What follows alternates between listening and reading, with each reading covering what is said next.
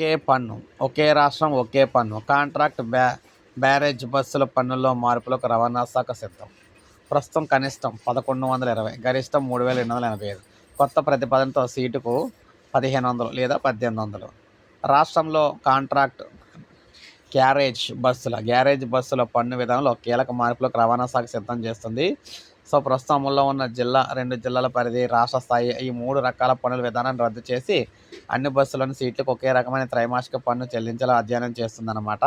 ఒకే రాష్ట్రం ఒకే పన్ను విధానం తీసుకురాబోతున్నారు. రాష్ట్రంలో 6600 చిల్లర ప్రైవేట్ బస్సులు కాంట్రాక్ట్ క్యారేజ్ సర్వీసులుగా తిరుగుతున్నాయి. ఇందులో సాధారణ పరిశీలకులు అంటే ప్రయాణికుల కోసం ఆపరేటర్లు నడిపే వాటితో పాటు ప్రైవేట్ కంపెనీలు తమ ఉద్యోగుల కోసం నడిపే ఉన్నాయి.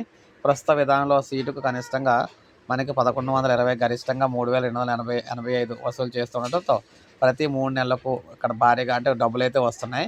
కొత్త విధానంలో ప్రతి సీటుకు 1500 లేదా 1800 వసూలు చేయాలని రవాణా శాఖ భావిస్తుంది.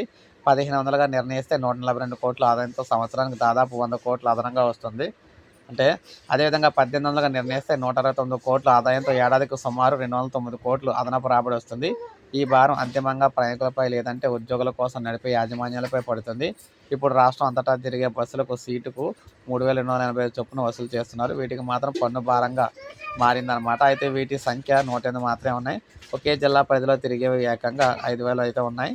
వీటికి త్రైమాసికంగా 1120 ఉన్నాయి. అంటే ఒక జిల్లా పరిధిలో తిరిగిన, రాష్ట్రం అంతా తిరిగిన ఒకే రకంగా పన్ను కట్టాల్సి ఉంటుందన్నమాట.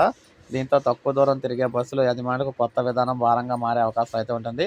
సో ఏదేమైనా మొత్తంగా కొత్త విధానం, ఒకే రాష్ట్రం ఒకే పన్ను విధానం అయితే రాబోతుంది. సో ఇది అప్డేట్. ఒక లైక్ చేయండి, సబ్స్క్రైబ్ చేసుకోండి, మన ఛానల్ సబ్స్క్రైబ్ చేసుకోండి.